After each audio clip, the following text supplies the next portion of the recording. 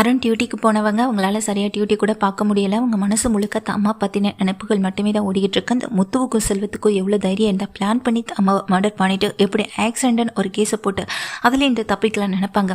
பார்த்ததுக்கு ஜாமீனில் அந்த செல்வத்தை வெளியே கொண்டு வரதுக்கு இங்கே வக்கீலை வேற போய் பார்த்துருக்காங்க. நிச்சயம் அதை சும்மா விட மாட்டேன் நினச்சேன். இங்கே அருண் வந்துட்டு எந்த வக்கீலை பார்த்துருக்காங்கன்றதை விசாரித்து அந்த வக்கீலை மீட் பண்ணுறதுக்காக அவங்க வீட்டுக்கு போகிறாங்க.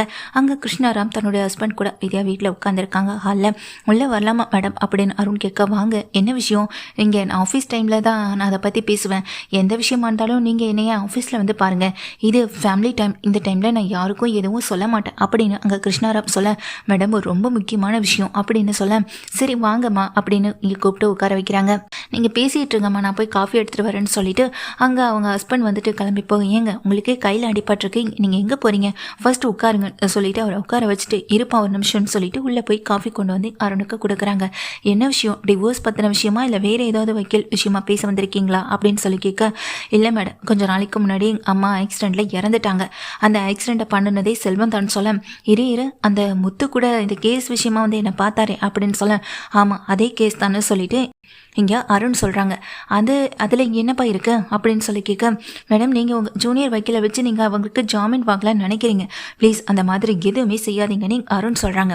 இது என்னப்பா, அவங்க என்னை பார்க்க வந்திருக்காங்க, ஜாமீன் கேட்டிருக்காங்க, அதை நான் செஞ்சு கொடுத்து தானே ஆகணும், அதுதானே என்னுடைய வேலை, அதை செய்யக்கூடாதுன்னு நீ எதுக்காகப்பா என்கிட்ட வந்து சொல்கிறேன் அப்படின்னு கிருஷ்ணாராம் கேட்க, ஏன்னா இறந்து போனது என் அம்மா, அது திட்டமிட்ட படுகொலைன்னு எனக்கு தான் தெரியும், முத்துவும் அவங்க ஃப்ரெண்டும் சேர்ந்து இதெல்லாம் வேணும்னே பண்ணியிருக்காங்க, என்னையே பழி வாங்கணும்னா அதை நேரடியாக என் முகத்துக்கு நேராக பழி வாங்காமல் என் முதுகுக்கு பின்னால் என் அம்மாவை கொண்டு இருக்காங்க, இதை நான் எந்த வகையில் நான் ஏற்றுக்க முடியும், நிச்சயமாக உங்களுக்கு மன்னிப்புன்றது கிடையாது, தண்டனை அந்த செல்வத்துக்கு மட்டும் இல்லை, அந்த முத்து மேலே கம்ப்ளைண்ட் கொடுத்து அந்த தண்டனையை நான் வாங்கி கொடுக்க தான் போகிறேன் அப்படின்னு சொல்ல, ஏன்பா அந்த கேஸ் பற்றின டீட்டெயில்ஸ் எனக்கும் வந்துச்சு, நானுமே அந்த கேஸ் பற்றின டீட்டெயில்ஸை இப்போ தான் நான் தேடி படித்தேன், அப்படி பார்க்கும்போது தான் எல்லா விஷயமே தெரிஞ்சது, உங்கள் அம்மா சமீபத்தில் அங்கே ஃபோனை வந்துட்டு பேசிக்கிட்டு குறுக்க வந்து போந்துட்டாங்க, அதுதான்ப்பா உண்மை, இருக்க ஃபுட்டேஜ்லேருந்து எல்லாத்துலேயும் தெளிவாக இருக்கே, இதை நீயுமே பார்த்துருப்பியே, இதையும் தாண்டி நீ அவங்க மேலே அனாவசியமாக பழி போடுறது தப்பு இல்லையா, அதுவும் இல்லாமல் என்கிட்டே வந்து அவங்களுக்கு ஜாமீன் கொடுக்கக்கூடாதுன்னு சொல்லி என்கிட்ட எப்படிப்பா உன்னால் பேச முடியுதுன்னு கிருஷ்ணாராம் கேட்குறாங்க. மேடம் நீங்கள் இதை எப்படி எடுத்துக்கிட்டாலும் பரவாயில்ல, இல்லை இதை சுயநலமாக நீங்கள் நினச்சாலும் பரவாயில்ல, தப்பு செஞ்சவங்களுக்கு தண்டனை கிடைக்கணும்னு நான் நினைக்கிறேன், ஆனால் நீங்கள் ஒரு குற்றவாளியாக காப்பாற்றணும்னு நினைக்கிறீங்க, நேர்மையான வக்கீல், நீங்கள் அந்த மாதிரி எதுவும் செஞ்சிடக்கூடாதுன்றதுக்காகவும் எனக்காகவும் தான் நான் இங்கே பேச வந்திருக்கேன்னு அருண் சொல்கிறாங்க. இதை கேட்ட கிருஷ்ணாராம், போதும்பா இதுக்கப்புறமா அந்த விஷயத்தை பற்றி பேசுகிறதா இருந்தால் நீ எந்த கிளம்பிப்போ அப்படின்னு சொல்ல, மேடம் நான் என்ன சொல்ல வரேன்னு கொஞ்சம் பொறுமையாக கேளுங்க அப்படின்னு சொல்ல, எல்லாம் எனக்கு தெரியும், எல்லாம் எனக்கு தெரிஞ்சதுனால தான் இந்த கேஸை நான் எடுக்கிறேன்னே சொல்லியிருக்கேன் அப்படின்னு சொல்ல, உங்களுக்கு என்ன மேடம் தெரியும்னு சொல்லி கேட்குறாங்க. ஏன் தெரியாது, உங்கள் அம்மா ஃபோன் பேசிட்டு வந்தது எதனால், எங்கேருந்து யார்கிட்ட ஃபோன் பேசினாங்க, ஃபோன் பேசும்போது என்ன நடந்துச்சு, அந்த இடத்துல ஆக்சிடென்ட் ஆகிறதுக்கு முன்னாடியே அவங்க உயிர் எப்படி போணுச்சு, இது எல்லாமே எனக்கு தெரியும்ப்பா, இதெல்லாம் நான் பார்த்துக்கிறேன், அவங்க ஜாமீனில் வெளியே வந்தாலும் இந்த விஷயத்தை நீ விடமாட்டேன்னு எனக்கு தெரியும், ஏன்னா இறந்து போனது உன் அம்மா இல்லையா, முன்பக காரணமாக முத்து மேலே தான் பழி போடுறேன்னு முத்துவும் என்கிட்ட சொல்லிட்டான்னு சொல்ல, இதான் மேடம் அந்த முத்துவோட எச்சரிக்கை, தான் மேலே பழி வரக்கூடாதுன்றதுக்காகவும் தான் ரொம்ப இன்னசென்ட் மாதிரி மற்றவங்க கிட்ட காட்டணுன்றதுக்காக தான் இந்த மாதிரியெல்லாம் அவங்கக்கிட்ட சொல்லியிருக்கான், ப்ளீஸ் மேடம் அவனை நம்பவே நம்பாதீங்கன்னு எங்கள் அருண் கேட்குறாங்க. போதும் அருண் ஒரு நிமிஷம் அப்படின்னு சொல்லிட்டு எங்கள் ஹஸ்பண்டை பார்த்துட்டு நீ பேசுமான்னு சொல்லிடுறாரு. அதுக்கப்புறமா அவங்க கிளம்பி, இங்கே பாருங்க அருண், இதுக்கு முன்னாடி இதே மாதிரி கேஸ் நான் பல தடவை பல பேர்கிட்ட பார்த்துருக்கேன், ஏன் என்னுடைய லைஃப்லேயே இந்த கேஸ் நடந்திருக்கு அப்படின்னு சொல்கிறாங்க.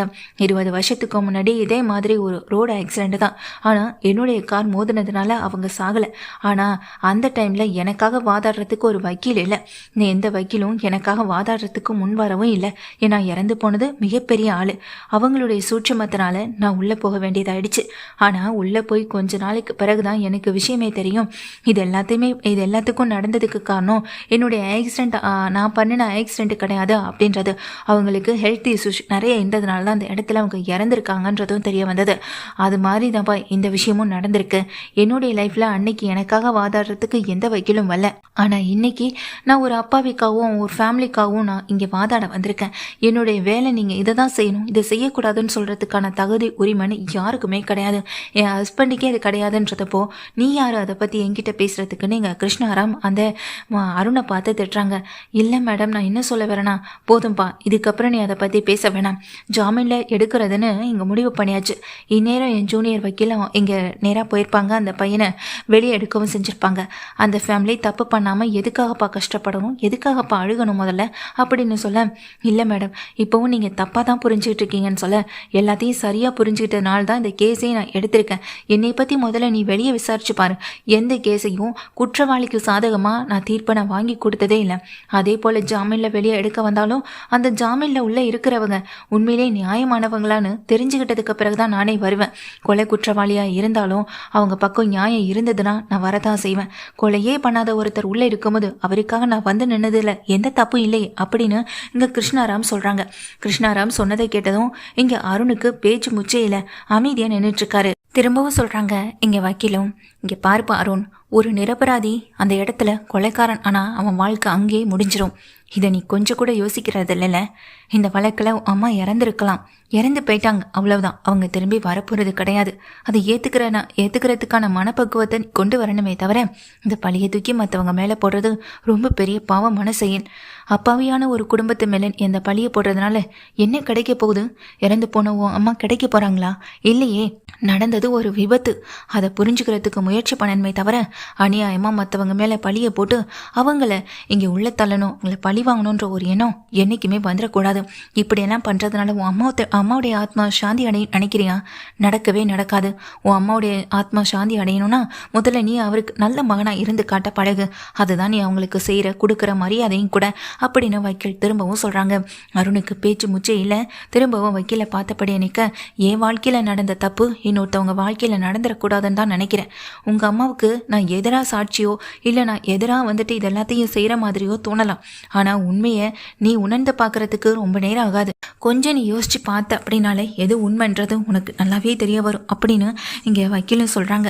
இங்கே ரொம்ப கோபத்தில் தான் அருண் நின்றுட்டுருக்கவும் செய்கிறாங்க. உனக்கு கோபமே அந்த முத்து மேலே தான், அந்த செல்வம் கிடையாது. முத்து செல்வத்துடைய ஃப்ரெண்டாக இருக்கிறதுனாலே தான் இந்த கோபம் எல்லாத்தையுமே நீ செல்வத்து மேலேயும் காட்டுற, ஒன்றும் பண்ணாத அந்த அப்பாவை குடும்பத்து மேலேயும் காட்டுற. இதுதான் உண்மை. சில வழக்குகள் இங்கே தீர்ப்புக்காக இல்லை, சில வழக்குகள் மனசாட்சிக்காக மட்டுமே தான் நடக்கவும் செய்து.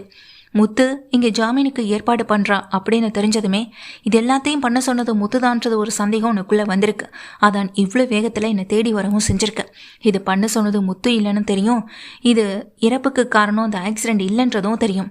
அந்த தெளிவான வீடியோவை நீயே ஒரு நிமிஷம் பார் அப்படின்னு இந்த ஃபோனில் இருக்க வீடியோவை எடுத்து இங்கே கொடுக்குறாங்க.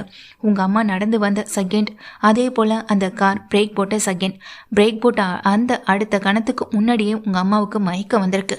தலையில் கை வச்ச மாதிரி இங்கே நிற்கவும் செஞ்சுருக்காங்க. வண்டி தன்னை வேகமாக மோத வந்துடுமோன்ற ஒரு பயத்தில் அவங்க சத்தம் போட்டிருக்காங்க. அதே இடத்துல அவங்க சரிஞ்சு விழவும் செஞ்சுருக்காங்க. வண்டியும் சடனாக பிரேக் போட்டு நிற்கவும் செஞ்சுருக்கு. அங்கே இருந்தவங்க எல்லாரும் வண்டி மோதினால்தான் அந்த அம்மா இறந்துட்டாங்கன்னு இங்கே ஒரு விதமான பேச்சுக்கு அவருக்கு கிடைக்கவும் செஞ்சிருக்கு. தான் தப்பு செஞ்சிருந்தா அந்த இடத்த விட்டு அந்த பையன் ஓடி இருந்து போயிருந்திருக்கலாம். ஆனால் செல்வம் அது மாதிரி செய்யல. ஏன்னா தான் வண்டியால் அவங்களை இடிக்கலன்னு தெரிஞ்சதுனால மட்டுமே தான் அவர் தைரியமாக அந்த இடத்துல நின்னவும் செஞ்சிருக்காரு. இப்போ வரைக்கும் அவர் எந்த தப்பும் பண்ணலை. அருண், இந்த வீடியோவை முழுமையாக பார்த்த பிறகு உனக்கு புரியும்னு நம்புகிறேன். நீ கொடுத்த கேஸை நீ வாபஸ் வாங்கிட்டேன்னா தான் உனக்கு நல்லது அப்படின்னு சொல்கிறாங்க. அருண் இந்த எல்லா அருண் ரொம்ப ஒரு யோசனையோட அங்கேருந்து கிளம்பவும் செய்கிறாங்க. நேராக செல்வத்து வீட்டுக்கே போகிறாங்க. செல்வத்துடைய மனைவி அருண் வந்து நிற்கிறத பார்த்ததும் வெளியே ஓடி வராங்க. வாங்க சார் வாங்க அப்படின்னு சொல்லும்போது, என்னை மன்னிச்சிருங்க அப்படின்னு கையெடுத்து கும்பிட்டு நிற்க, என்ன சார் சொல்கிறீங்க அப்படின்னு கேட்க, உங்கள் ஹஸ்பண்ட் மேலே கொடுத்த கேஸை வாபஸ் வாங்கிக்கிறேன், கவலைப்பட வேண்டியதில் போலீஸ் ஸ்டேஷன் கேஸ்னு அலைய வேண்டியதும் இல்லை அப்படின்னு சொல்ல, சார் அது வந்துன்னு சொல்ல எனக்கும் மனசாட்சின்னு கொஞ்சம் இருக்குமா, என் அம்மாவுடைய ஆத்மா கூட நான் மன்னிக்காது, தப்பு செய்யாத ஒருத்தரை நான் தண்டிக்க விரும்பலை. அன்னைக்கு வீட்டுக்கு வந்தப்போ உங்களை அவமானப்படுத்தினதுக்கும் என்னை மன்னிச்சிருங்க அப்படின்னு எங்கள் அருண் மன்னிப்பு கேட்கவும் செய்கிறாங்க. அந்த இடத்த விட்டு அவங்க கண்கலங்கியபடி வெளியே போகிறத இங்கே செல்வத்துடைய மனைவி பார்த்துட்டே இருக்கவும் செய்கிறாங்க. கொஞ்ச நேரத்தில் இங்கே செல்வம் வீடு வந்து சேர்ந்ததுக்கு பிறகு தான் மனைவிக்கே மன நிம்மதியாகவும் தைரியமாகவும் இருக்க செய்யுது. இந்த விஷயத்தை கேள்விப்பட்டதுமே இங்கே முத்துவும் நேராக அருணை பார்க்க தான் ஓடி வராங்க. நீ செஞ்சது மிகப்பெரிய விஷயம், ஆனால் உன் இடத்துல இருந்து அம்மாவை இழந்த பிறகு நீ செஞ்சுருக்க அப்படின்னு சொல்ல, நான் சந்தேகப்பட்டேன் தான். உன் மேலே எனக்கு கோவம் இருக்குதா, ஆனால் எங்கள் அம்மாவை காரணம் காட்டி உன் மேலே நான் எளிவாக எந்த கேஸையும் நான் போட விரும்பலை. அதுக்காக மட்டும்தான் இதை வாபஸ் வாங்கினேனே தவிர உன் மேலே இருக்க கோவம் எனக்கு கொஞ்சம் கூட குறையல அப்படின்னு சொல்லிட்டு போக, இருந்தாலும் பரவாயில்ல, இவன் இந்த அளவுக்கு இறங்கி வந்ததே பெரிய விஷயம். முதல்ல நம்ம வக்கீல் மேடம் கிட்ட இந்த விஷயத்த சொல்லணும்னு இங்கே முத்து நினைக்கிறாங்க. முத்து நேராக அந்த கிருஷ்ணாராமை பார்க்க போகும்போது தான் விஷயமே தெரிய வருது. இது எல்லாம் நடக்கிறதுக்கு காரணம் கிருஷ்ணாராம்னு தான் தெரிஞ்சதுக்கு பிறகு முத்துவுக்கும் மீனாவுக்கு ரொம்ப பெரிய சந்தோஷம். தன்னுடைய குடும்பத்துக்கு இவ்வளோ பெரிய நன்மையை செஞ்சுருக்கிறதுனால அவங்களுக்கு கையெடுத்து கும்பிட்டு நன்றி சொல்கிறாங்க. இதே போல் அந்த ரோஹிணி கேஸையும் சீக்கிரம் முடிச்சு விட்டால் நல்லாயிருக்கும்னு எங்கள் முத்துவும் மீனாவும் சொல்ல, அது எந்த மாதிரியான நிலைமையில் போகுதோ அது பொறுத்து தான்ப்பா இருக்கும். சில பேர் சொல்கிறத புரிஞ்சுப்பாங்க, சில பேர் புரிஞ்சுக்கிறதுக்கு டைம் எடுக்கும். ரோஹிணி கேஸ் அப்படித்தான், நான் பார்த்துக்கிறேன் அப்படின்னு கிருஷ்ணாராம் சொல்லிடுறாங்க. முத்துவும் மீனாவும் ஒரு வழியாக பிரச்சனை இந்த வகையில் முடிஞ்சதை நினச்சி கொஞ்சம் நிம்மதியாக இருக்கவும் செய்கிறாங்க.